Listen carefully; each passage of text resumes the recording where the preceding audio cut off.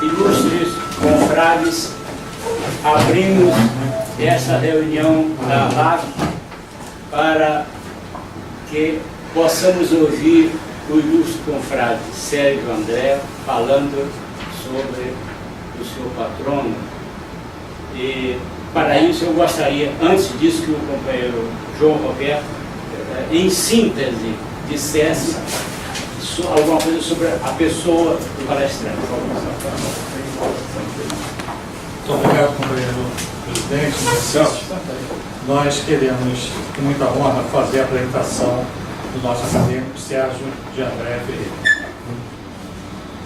Professor titular de Direito Administrativo da Universidade do Estado do Rio de Janeiro, ex-membro do Ministério Público do Estado do Rio de Janeiro, desembargador federal do Tribunal Regional Federal da 2ª Região, aposentado, advogado parecerista, membro da nossa Academia de Letras, Artes e Ciências dos Lions Clubes, ALAC, sócio do Lions Clube Rio de Janeiro, Mater Clube do Brasil, membro do Instituto dos Advogados Brasileiros, membro da Academia Brasileira de Letras Jurídicas, membro da Academia Brasileira de Ciências Econômicas, Políticas e Sociais e membro, como conselheiro, da Associação Brasileira de Direito Educacional. Esse é um mini currículo do nosso conferencista que discorrerá sobre Humberto de Campos.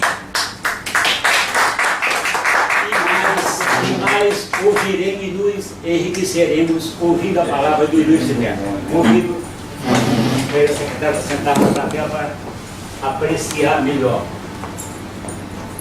Assina aqui. Meus amigos, Frade, Consoro, é com satisfação que aqui estou para dizer alguma coisa sobre a vida e a obra do patrono da cadeira que ocupo na academia, que é exatamente o grande escultor Humberto de Campos. Nós atribuímos aos acadêmicos, em geral, das várias academias, a imortalidade. Tendo a noção de que essa imortalidade se dá pela perenidade do exemplo, né, de trabalho, de vida de cada um, e pelo trabalho, pela obra que legaram, enfim, à nossa comunidade, ao país, ao mundo, enfim. Mas, em se tratando de Humberto de Campos, nós temos de ter uma noção um pouco diferente da imortalidade. Por uma circunstância muito simples, é que Humberto de Campos produziu a sua obra em vida e depois morreu, através da psicografia do nosso Chico Xavier. Portanto, em matéria de imortalidade, o nosso Humberto de Campos é bastante peculiar. Ele viveu pouco, porque nasceu em 25 de outubro de 1886 e morreu em 5 de 12 de 34, com 48 anos.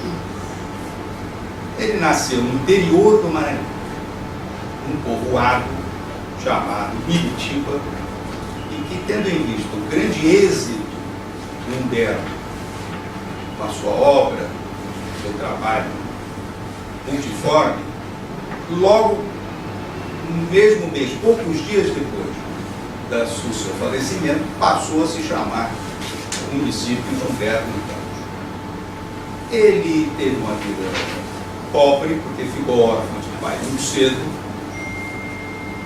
A mãe ficou em grandes dificuldades, chegou a ter que fazer da sua casa pensão e mudar-se várias vezes, o que fez com que Humberto de Campos passasse por São Luís, por Parnaíba, também, no Maranhão, por Belém do Pará, pela Amazônia, por Salvador, até chegar, enfim, ao Rio de Janeiro, já com certa fama de jornalista. Ele exerceu diferentíssimas funções. foi tipógrafo, auxiliar de alfaiate, foi redator de jornal, foi deputado federal, embora não acreditasse na política, conquistava por certa razão. E, afinal, devido à sua popularidade, o valor da sua obra, ingressou na Academia Brasileira de Letras com apenas 33 anos, 30 de outubro de 1919, na cadeira número 20, que tem como patrono Joaquim Manuel Macedo, da Moreninha, do Moço Loiro, e foi recebido pelo acadêmico Luiz Murat, que proferiu, vamos citar aqui pequenos trechos da sua fala, proferiu um belíssimo discurso de recepção ao novel acadêmico. Ele sucedeu a Emílio Menezes, e o primeiro ocupante da cadeira foi o Salvador de Mendonça, irmão do Lúcio de Mendonça, que foram fundadores da Academia. E pela circunstância de o Emílio ter ficado doente, sofrendo a parte dos rins, etc., ele não tomou posse formal, não chegou a proferir o seu discurso, que, aliás, no estilo do Emílio, era um discurso altamente, mais do que irônico, sarcástico, né? Inclusive com seus próprios novos colegas de academia. O Medeiros Albuquerque chegou até a censurar o discurso dele, disse que se ele proferisse, não chegou a proferir, ele, sem aqueles cortes, ele cortaria a luz do recinto. E ele, o Emílio, com esse ar sarcástico, ele, ao se referir ao seu antecessor, que era o Salvador de Mendonça, com quem ele não se dava, né? Lembra-se que o Emílio foi um grande piadista, um grande humorista, um grande trocadilhista, além de um poeta parnasiano, dos mais ilustres, do amigo do Bilac, aquela turma ali da Colombo, né? E ele não se dava com Salvador de Mendonça, e por causa dessas piadas, dessas coisas todas, ele certamente criou muitos adversários, muitos inimigos. Naquela época, aliás, essa emulação e essa rivalidade eram muito comuns. Então, do Salvador de Mendonça, ele disse simplesmente o seguinte, que a grande obra dele foi a primeira, que era um poema sobre rosas. O Salvador tinha uma paixão enorme por rosas, cultivava rosas e ficou cego, mas continuou cultivando rosas, com o auxílio de uma filha que morava com ele. E o Emílio cometeu essa maldade, ao dizer que ele ficava constrangido e triste, porque para um cego devia ser altamente difícil, né? Ele cultivar flores e apreciá-las, porque se nem toda rosa tem perfume, todas têm espinhos. Quer dizer, isso é uma verdade extraordinária.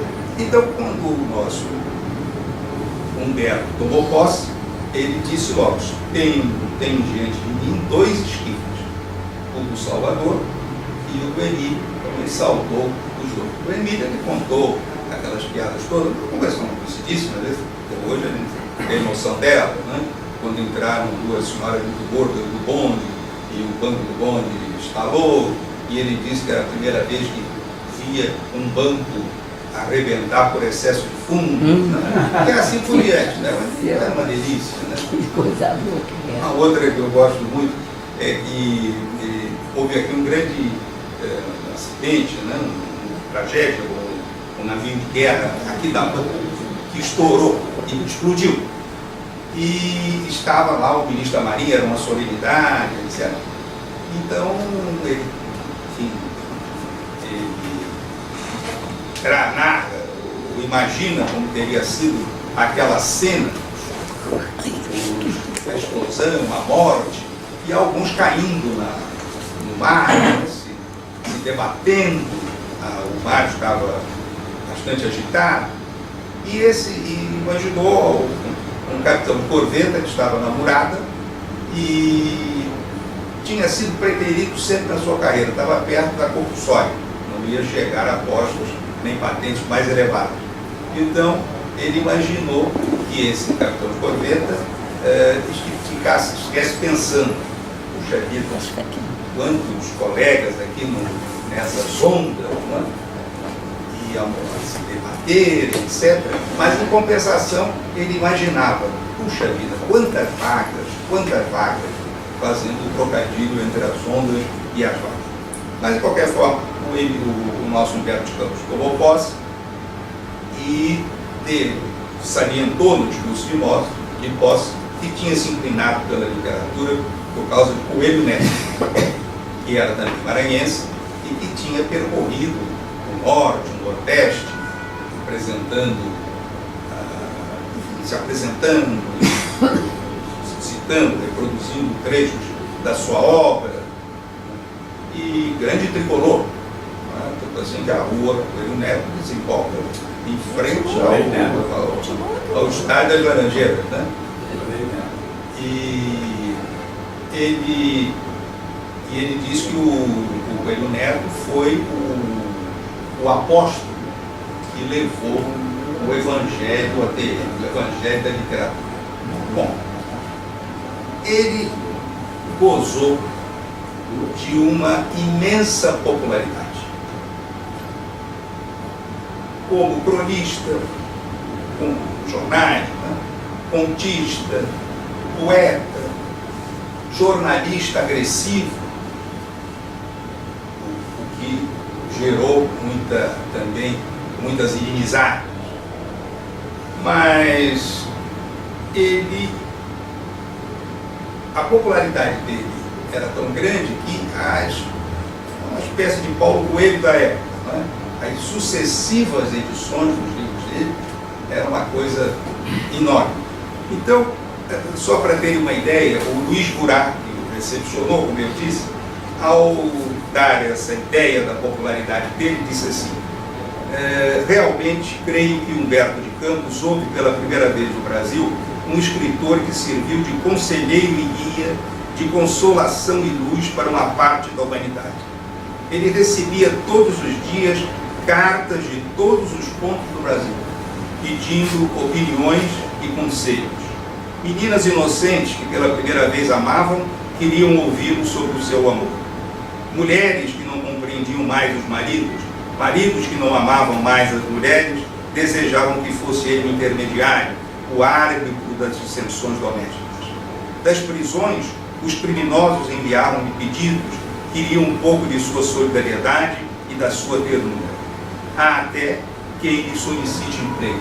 Só para ter uma ideia, não só pela atualidade dos seus escritos, né? Somente como cronista, pelo caráter humano, não é, que ele transmitia ou imprimia aos seus escritos, ele teve a oportunidade de ter essa imensa popularidade. Não obstante, no final da vida, ele teve uma vida de doenças. Falando das próprias doenças, já depois de ter passado pela Amazônia, etc., ele disse o seguinte: sobrecarregado de enfermidades, trazia eu do Pará, além da doença torturante que me afligia em segredo desde 1901, uma carga de paludismo, que é a malária, né? Um fígado inflamado, uma neurastenia aguda caracterizada pela insônia e uma renitente que me assaltava de preferência, e uma asma renitente que me assaltava de preferência nos dias de grande calor. E esse sofrimento físico o acompanhou. E chegou a sua culminância, já perto do período relativamente grande, mas já caminhando para o seu falecimento, porque ele teve um tumor na hipófise. Isso fez com que ele tivesse uma forma de gigantismo. Então as mãos, né, cresceram, ele tinha uma dor de cabeça enorme, enfim, foi um sofrimento muito grande. Mas é interessante, quer o sofrimento do começo da vida, quer o sofrimento do fim da vida, ajudaram ainda mais a popularidade dele. Porque ele, quer no começo, em memórias inacabadas, e depois, no final da vida, com outras obras, ele trouxe, dessas obras, ele traduzia todo o seu sofrimento, o que criou vamos assim dizer, um ambiente, não é, melodramático, né, e o favoreceu também. Mas depois ele entrou num certo esquecimento, porque tanto o Coelho Neto quanto ele conhecem o estilo do Coelho Neto, né, um estilo rebuscado, e ele e o Coelho Neto tiveram essa popularidade toda. O Coelho Neto era o príncipe dos prosadores brasileiros, assim como o nosso Olavo Bilac era o príncipe dos poetas. Eles estavam em plena atividade quando surgiu o modernismo. E o modernismo, nós sabemos, não é, como todo movimento novo, né? Na música popular nós podemos citar, né, na Bossa Nova, né? O que aconteceu antes, eles quiseram zerar, não conseguiram, depois a coisa vai voltando, mas num primeiro momento esquece. Não obstante, o Humberto ele chegou a elogiar a nova onda literária a propósito de trabalhos do Menotti Del Picchia, né? Era famosíssimo. Disse ele sobre os modernistas: armados de cultura nova e instigados pelo exemplo de referência que lhes vinha dos países que nos dão o ritmo do pensamento, 3 ou 4 escritores da última geração soltaram seu grito de guerra contra o incondicionalismo literário, trazendo através da crítica uma onda de sangue ardente novo para rejuvenescimento das ideias. Portanto, ele entendeu bem o movimento modernista. Falecendo, aí realmente caiu um silêncio completo sobre a obra dele. Não só pelas inimizades, pelas rivalidades, né? Pela inveja da popularidade dele, né? Por essa circunstância modernista, por uma série de fatores. Mas logo depois o nome dele voltou à cena por essa obra psicografada pelo Chico Xavier. Ele, como vimos, ele morreu em dezembro de 34. 3 meses depois, o Chico Xavier estava começando. Isso é importante a gente compreender, ter em mente para compreender a resistência que houve ao reconhecimento da autenticidade dessas obras psicografadas. O Chico Xavier estava com 24 anos, começando, enfim, a desenvolver, né, a sua mediunidade e a fazer o nome que depois, não é, consagrou e fez com que ele fosse respeitado, enfim, praticamente pelo Brasil todo. Ele, 3 meses depois da morte dele, o nosso Chico Xavier, no sonho, recebeu um primeiro trabalho dele, que se chamava Poemas de Além-Túmulo. E poucos meses depois, mais adiante, ele começou a produzir obras com contos, etc. Tudo já aí pregando o espiritismo, mas um espiritismo cristão. Tanto assim que a Federação Espírita do Brasil tem nele um dos nomes que foram mais importantes para a propagação do espiritismo no nosso país. E o que aconteceu?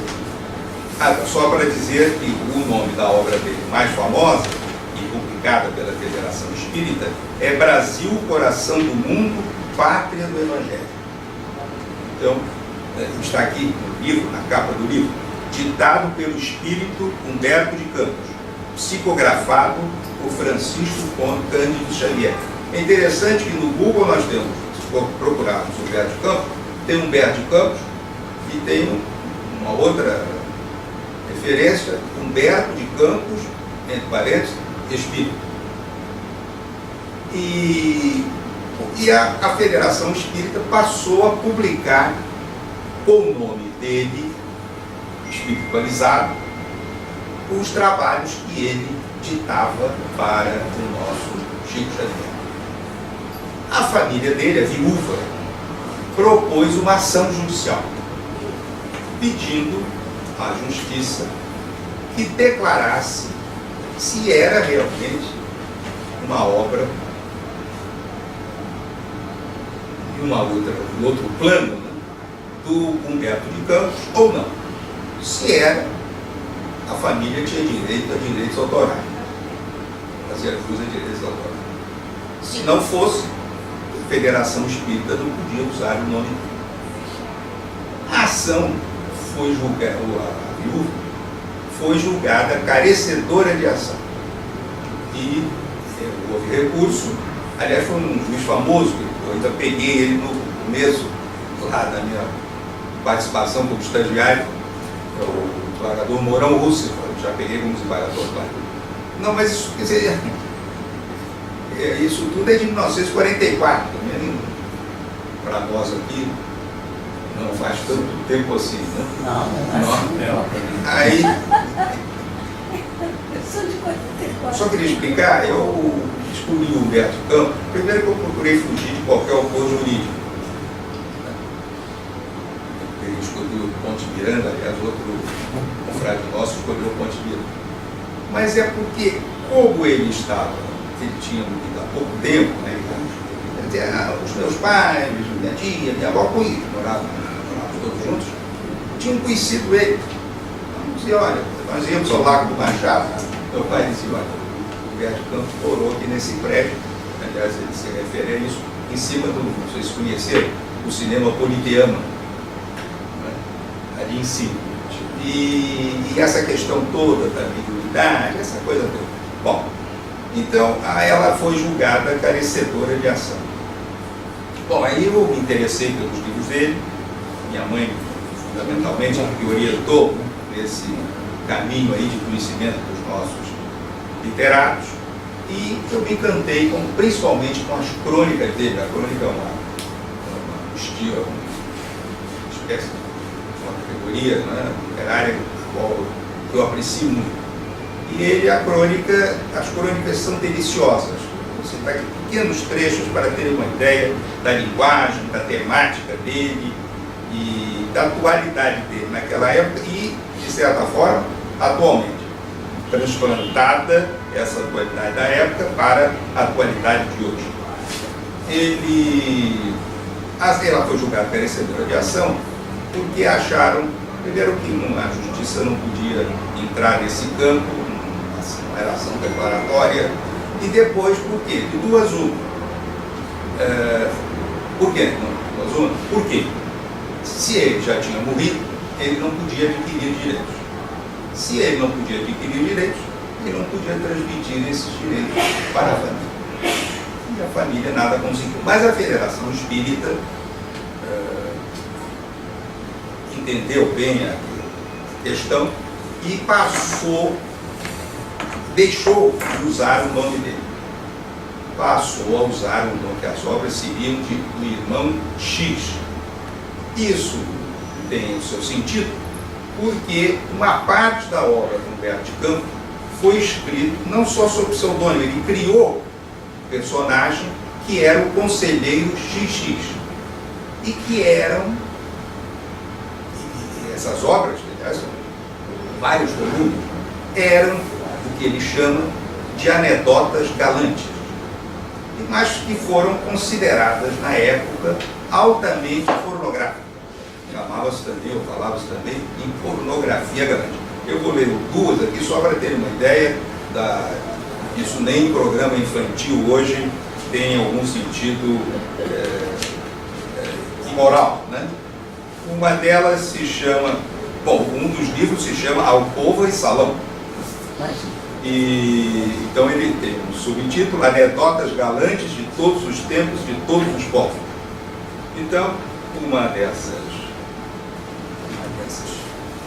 piadinhas é exatamente sobre o espiritismo. Isso é interessante. A piada é a seguinte: o diálogo. Um homem dizendo para o outro: sabes quem deu agora para o espiritismo? A Cora, mulher do Absalão. E é tão aperfeiçoada que ela faz falar até a mesa. Aí disse o outro: ainda bem para mim. Mas por quê?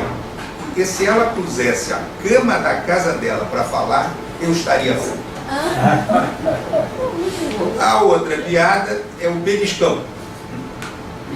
Certa princesa, ele era um homem muito culto, em todos os escritos, mesmo nas contas, nos contos, ele fazia referências bíblicas, históricas, entendeu? Discurso de posse, então, está cheio disso. Certa princesa de sangue subia a escadaria do Castelo Real de Versalhes, quando um soldado da guarda, que a não vira de frente, supôs tratar-se de uma pessoa de seu conhecimento e aplicou-lhe um forte beliscão em lugar proibido. Atrevido! Exclamou a dama, virando-se indignada. Ah, madame, fez o guarda, reconhecendo o seu rei. E entre temeroso e galanteador, se tens o coração tão duro como o lugar em que eu toquei, sou um homem perdido. Mas a princesa sorriu e perdoou. E aí a coisa vai por aí. Mas também não podemos deixar de citar alguma coisa da poesia dele. Ele era um poeta neoparnasiano, grande admirador do Vilacro, como somos todos nós. Então, por exemplo, apenas a título ilustrativo, tem aqui um sonetozinho: tuas cartas. Tuas cartas rasguei uma por uma, 114 páginas e tiras, de confissão e juramento, em suma, de perfídias, de enganos, de mentiras. E chorei ao rasgá-las. Tinha algumas coisas implorando contra a minha ira em todas. E hoje, imitação nenhuma neste peito verás, por mais que o fiz. Eram mentiras, eu pensei. No entanto, cada rompida página era um cardo, que é uma flor, que enterrava do peito em cada canto. E eis porque, pelo chão, após instantes, os pedaços juntei, e agora os guardo com maior amor do que os guardava antes. Então, também tinha esse revolte. Mas, sem dúvida nenhuma, os contos e as crônicas são, me parece, a parte melhor da obra dele. Ele não era religioso, se dizia cético. Dizia que ele era mais duro do que São Tomé. Mesmo que ele visse, não ia acreditar. Então, é interessante, mas nunca agrediu a igreja, principalmente naquela época, a igreja católica. Mas, como disse o Luiz Murat, com uma suave simpatia a que se somava uma profunda ironia, que era, enfim, o forte dele. Então ele tem para ver a associação de ideias, né? Os escritos dele não são complicados, não são como ele método rebuscados, absolutamente. São escritos em português perfeitamente inteligível, salvo uma outra palavra que se perderam no tempo. Então, ele, por exemplo, tem uma crônica sobre a nacionalização do oratório. Ele era um grande nacionalista, está dizendo que fala país, Brasil, centro do mundo. E, só para citar as ideias políticas dele, ele era um homem avançadíssimo. Era socialista, era contra o comunismo, mas era socialista. Era a favor, naquela época, da lei do divórcio. Era a favor da reforma agrária. Criticava a falta de assistência médica, o que hoje se chama de saneamento básico, não é? hospitais, nas escolas, tudo isso ele apontava. Então ele fala da nacionalização do oratório. A partir de 2 versinhos do Gonçalves Dias, sobre Frei Antão, Santo Antão, que diz: bom santo, sobre São Gonçalo, bom santo foi São Gonçalo, pesar que foi português. Então, a partir daí, ele começa a falar sobre o nosso Santo Antônio. Santo Antônio é português, por isso foi até agora o mais familiar dos nossos santos. Não tendo aí exclusivamente o Brasil se veio utilizando os da antiga metrópole, conservando-os como seus embaixadores junto à corte celeste. Esse fato poderia servir, talvez, para modificar o nosso orgulho nacional. Não temos uma língua própria na terra. Não temos um santo no paraíso. Isso não constituirá, acaso, uma prova de inferioridade? É verdade que temos feito o possível para nos libertar dessas duas fatalidades. A língua portuguesa tem sido patrioticamente deturpada e alterada por nós. E substituímos o avental de tricana pela tanga de penas multicores. Hoje se fala no português brasileiro, até sustenta-se, né? E a nossa língua é o brasileiro, não mais o português.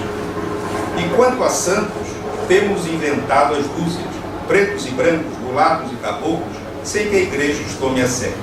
É de ontem, ou de hoje, o caso da Santa Manuelina de Coqueiros. Quando era criança ainda se falava muito na Santa de Coqueiros. Neste momento, porém, isso ele escreveu no começo do governo Getúlio, do governo provisório, logo depois de 30. Neste momento, porém, em que se fala tanto em espírito de brasilidade, em sentido brasileiro, idealismo nacional, e reduzir a exportação. Ele relaciona, né, a questão do santo com os problemas da época, aqui no caso da nacionalidade e dos problemas de proteção da nossa terra. Que urge, talvez, que instituamos um santo brasileiro nato, que tenha o sentimento da raça e do país. É verdade que se diz com alguma razão que santo de casa não faz milagre. Mas esse axioma é secundário.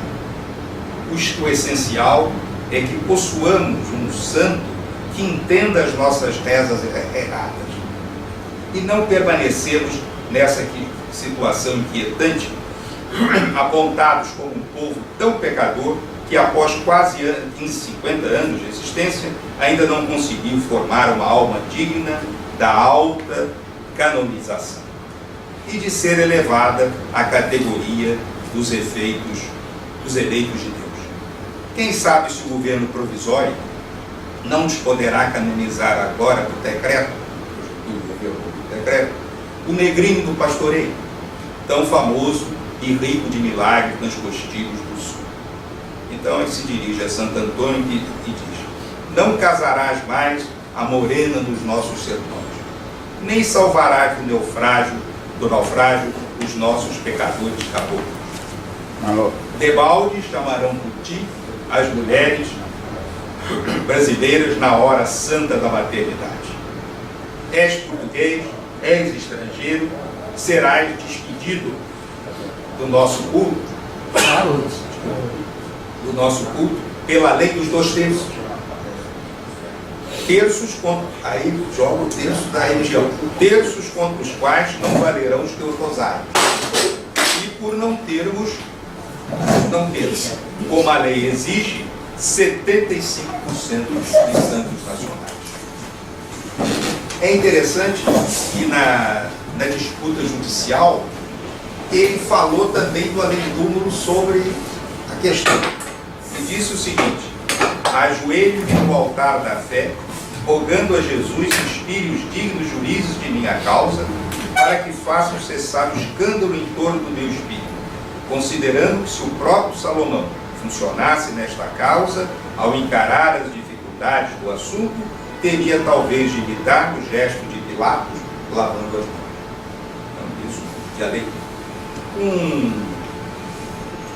Vou ler um pedacinho pequeno, uma outra crônica muito interessante, é o Corneteiro de Copacabana.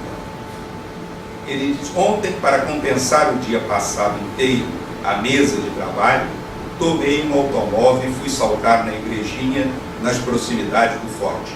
Pena o Busco não está aqui, uma igrejinha, ele vibraria.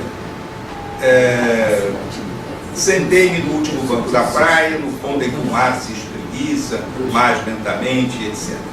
De repente, a pequena distância, rompe a treva um gemido suave e dolorido. Uma pausa ligeira e outro exemplo mais alto, etc. É a corneta do forte que dá o seu último toque do dia. E ele conclui dizendo: durante o dia, referindo-se ao corneteiro, durante o dia foi a faina militar, o exercício, a revista, a aula, a limpeza dos canhões pesados. O espírito andou por fora e o coração também. Com aquele grito na quietação da noite, coração e espírito se recolhem. O homem vai, dentro em pouco, sob a cúpula de arte daquele monstro deitado à beira do mar, encontrar-se frente a frente consigo mesmo e conversar com a sua saudade. Por isso é tão doloroso, tão fundo, tão cheio de alma o toque de silêncio numa praça de guerra. Por isso é ele ainda mais triste, mais longo, mais doce, mais amargo nas suas modulações no forte de Copacabana, numa noite do luar em frente ao oceano que se espreguiça.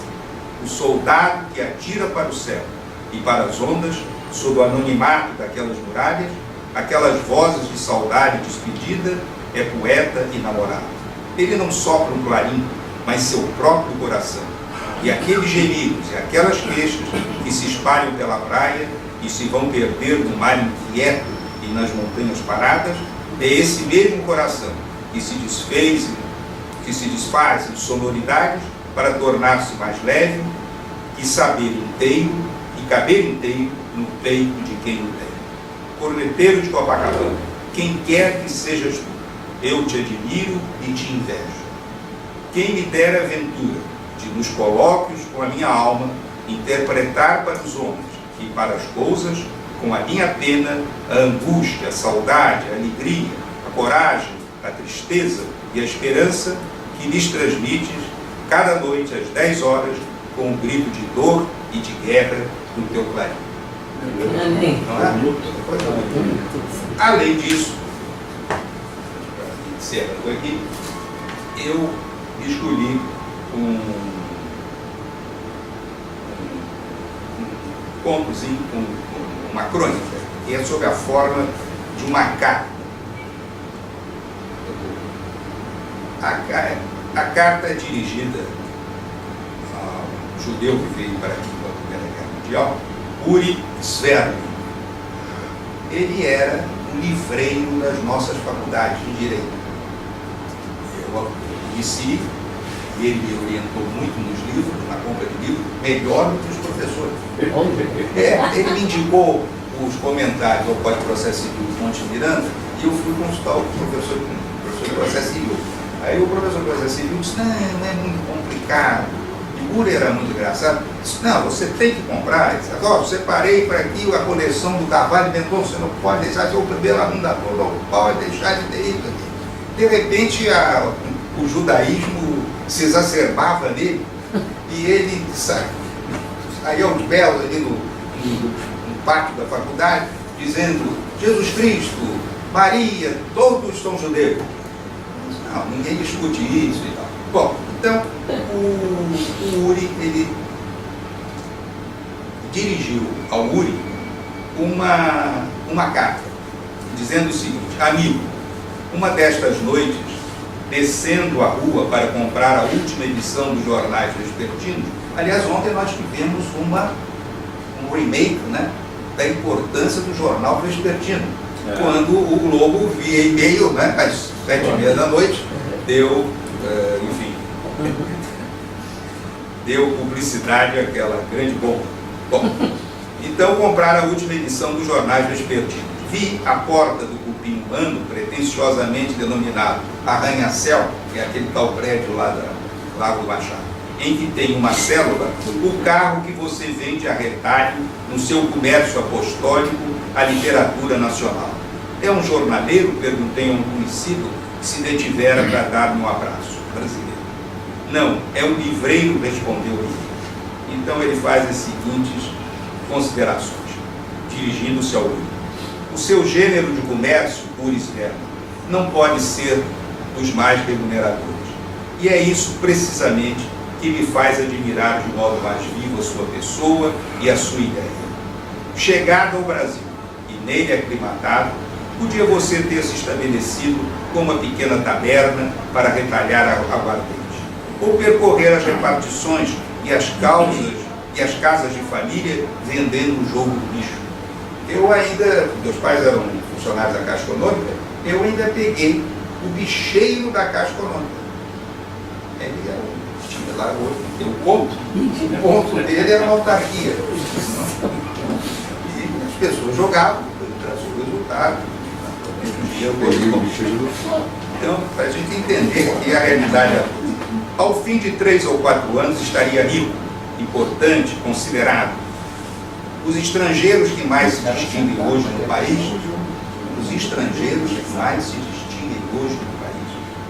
começaram por aí.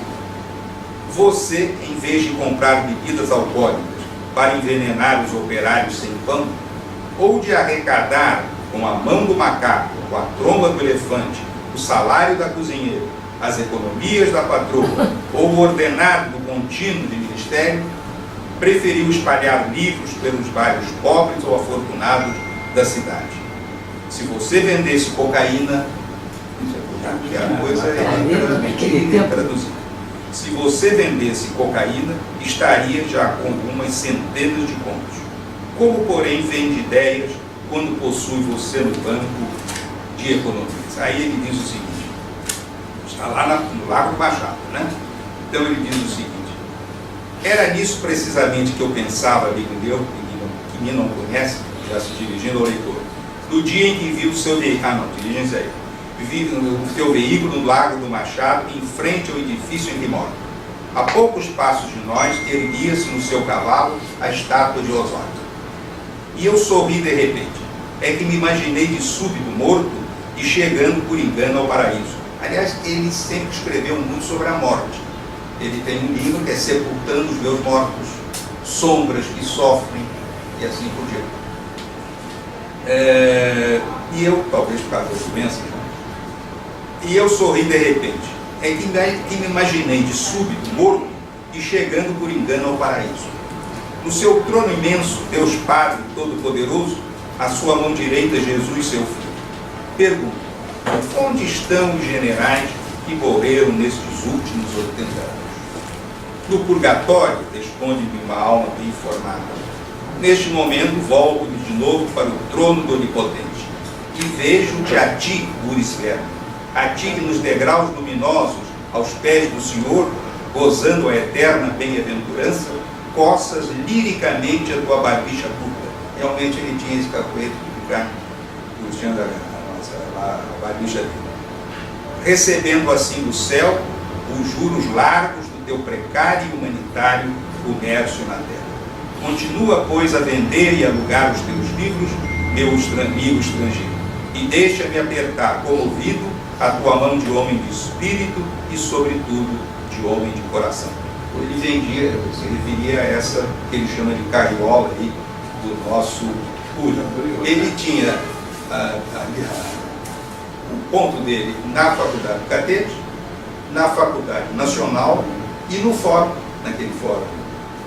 Hoje parece que é o museu ali, uma portinha do lado esquerdo.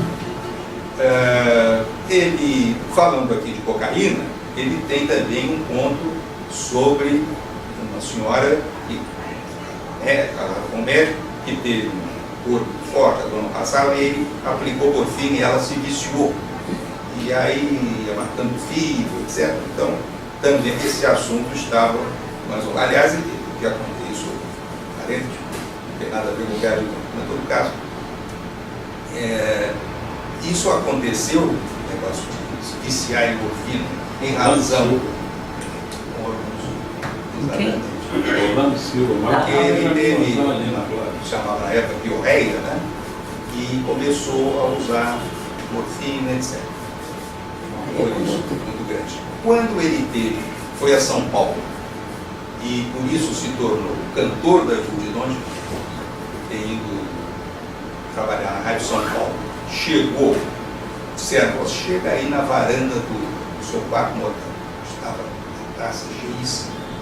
E ele naturalmente se emocionou, etc. E lembrou-se da morfina. Depois ele chegava, estava conversando, chegava a injetar por baixo da mesa na roxa. E o que fez com que ele... Exatamente. Com que ele fez com que ele alterasse a voz dele, que era um primor, né? Porque a morfina, ela amolece, enfim, ataca as cordas vocais dos também. Embora continuasse a interpretação, etc. Bom, é só um parênteses. Mas, enfim, gostaria de terminar dizendo o seguinte: em primeiro lugar, tiro isso do discurso de recepção do Luiz Murat a ele, dizendo o seguinte, que ele próprio tinha noção de que a obra dele, o trabalho dele, que não era de romance, não era de uma obra completa, um tratado, alguma coisa eficaz. Isso faz lembrar um grande juiz, né? O Júlio, ele escrevendo sobre o Machado de Guimarães, né, que foi um grande processualista, que também não teve uma obra feita do Ponte, né, tratado de 60 volumes, etc. Então ele disse do Machado de Guimarães que ele não era um pintor, não era um construtor de catedrais, mas era um pintor de afrescos. Então era exatamente o que o Machado fez. Cada pequeno artigo ele trouxe o dele mais moderno, inclusive a natureza autônoma, né, do direito de ação, essa coisa toda. Então ele tinha noção do fato de que a obra dele talvez não ficasse exatamente porque era uma obra, não de circunstância, não podemos dizer isso, mas uma obra ali de acordo, espalhada pelo menos. Eu queria dizer que houve esse esquecimento, mas hoje, então, por exemplo, talvez por antipatia, o Carlos de Laet, vocês conheceram, né, a Antologia Nacional, que era o Carlos de Laet, o Fausto Ritter. Ele não inclui nada do Humberto Campos.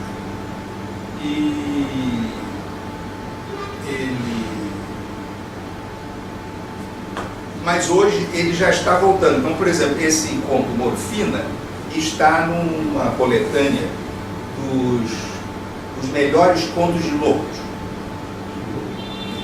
E tem uma outra publicação também, agora, nos anos 2000, sobre os melhores contos do Humberto Campos. Mas ele dizia da própria obra: vem a melancolia de considerar que a única coisa que resta ao meu próprio destino de escritor falhou e está morto. Nada escrevo que traga o selo da durabilidade, nenhum artigo sequer que não esteja destinado a apodrecer no dia seguinte, nenhuma frase ou uma imagem que tenha recebido injeção de formol. E eu, sem ilusões de glória e com a angustiosa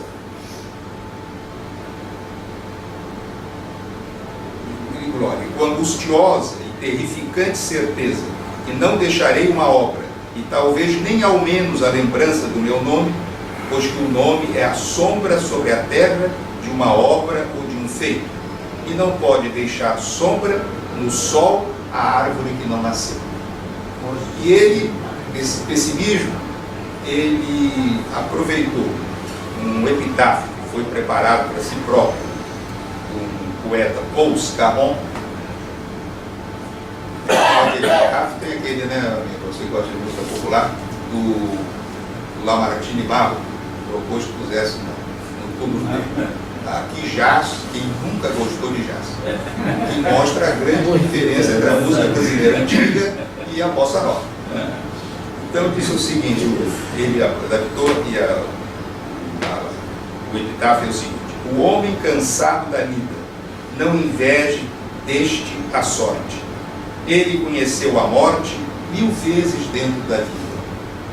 Alguém, quem por aqui se afoite, não faça barulho enorme, pois esta é a primeira noite que Humberto de Campos dorme. É um Luiz fabuloso. Então o Luiz Murat. Às vezes o Monte dos Anjos, igual o Monte dos Anjos. Exatamente. Só aquele jeito que chamava Máximo, né? Tinha pavor ao nome, né?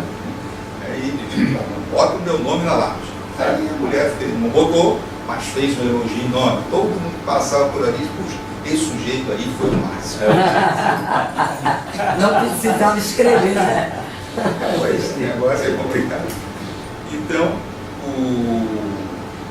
ele, depois de salientar a popularidade dele, que eu li aqui, das mocinhas que escreviam, de São Paulo, uma senhora escreve para queixar-se de um filho travesso, de todos os males que vai cometendo, se desculpa com esta frase: pior do que isto fazia Humberto de Campos quando tinha a minha idade. O garoto dizia para ela, e que é verdade, ele foi um garoto inquietíssimo, abandonou a escola, a mãe ficava desesperada, arranjou um trabalho num comércio lá do tio, acabou dando um desfalque do comércio do tio, enfim, depois sossegou. Então ele diz, o Luiz Murat: de uma outra cidade paulista, uma menina manda-lhe lembrança curiosa, arranca 181 fios de cabelo e com eles borda o nome do escritor. Ao enviar-lhe a lembrança, diverte-o de que ali está um pouco do seu pensamento. E assim todos o procuram. Nessa multidão de amigos sem nome, há gente de todas as classes, de todas as camadas, há brancos e negros, há ricos e pobres, há homens e mulheres, há cegos, há surdos, há leprosos. E ele termina o Luiz Murat essa fala dizendo: este Humberto de Campos, amado de todos, ouvido por todos, procurado glorioso, alto em sua imensa simpatia humana, é que eu quero que fique impresso em vosso espírito.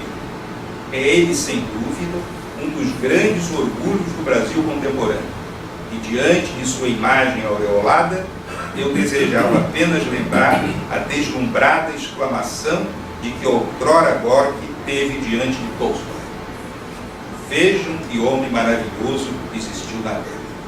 O que eu faço, os votos que eu faço, são que a obra dele seja reeditada, seja divulgada pela graça, pela profundidade dos pensamentos, pela qualidade, como nós podemos aqui rapidamente ver, e pela linguagem pura, mais clara, mais objetiva, né?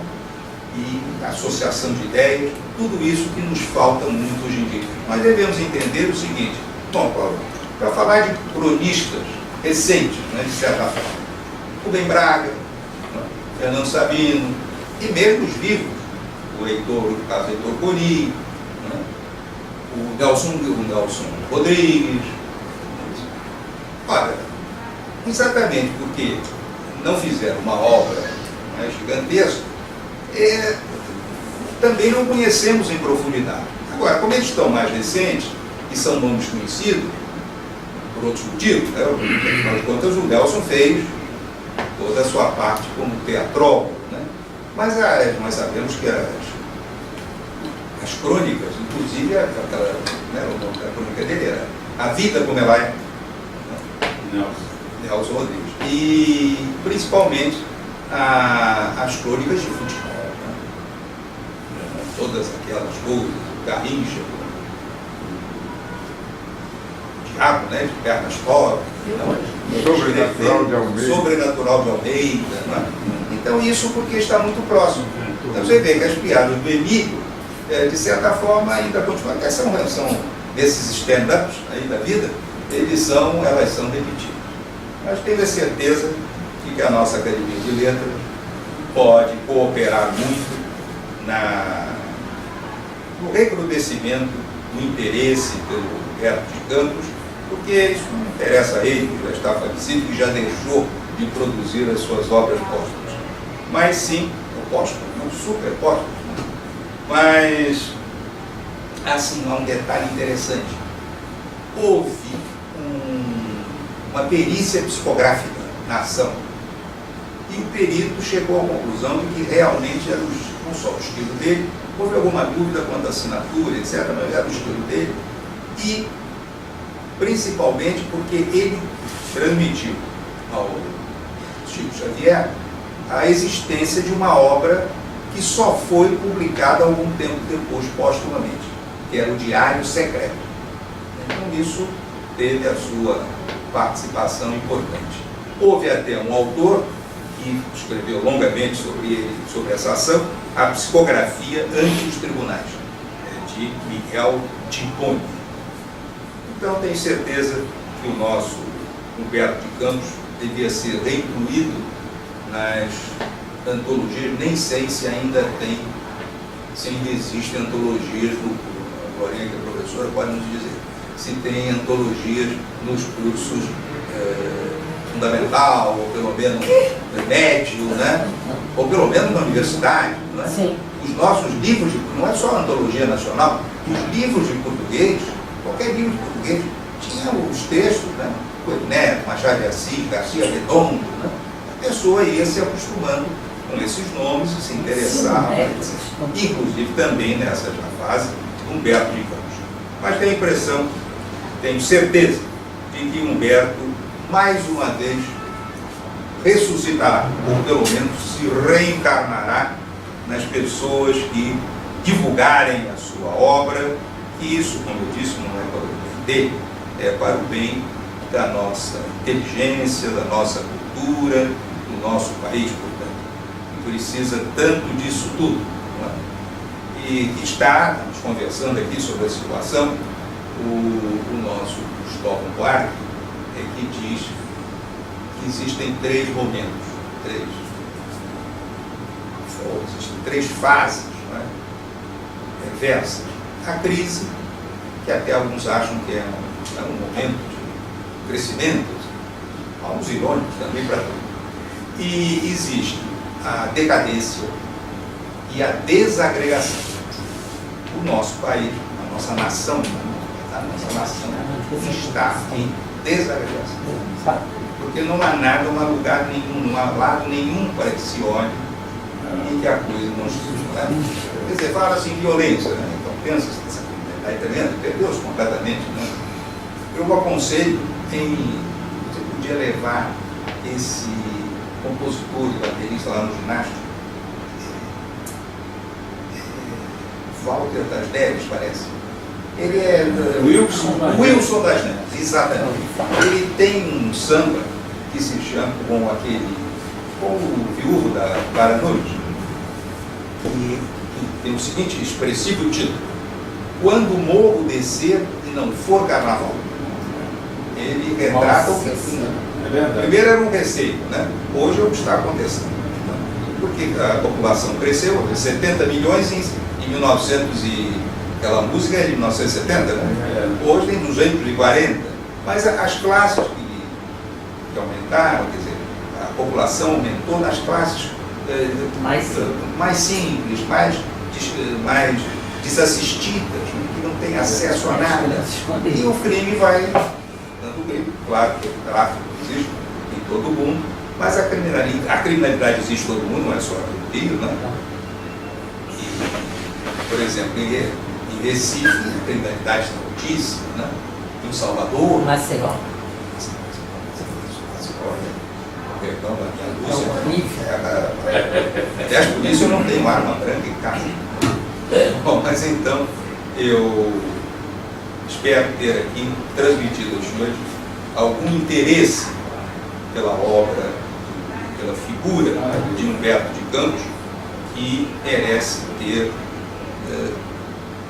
revivida a sua popularidade, porque realmente foi um grande escritor que transmitiu muito da nossa nacionalidade, da nossa cultura e, portanto, da nossa inteligência. Muito obrigado.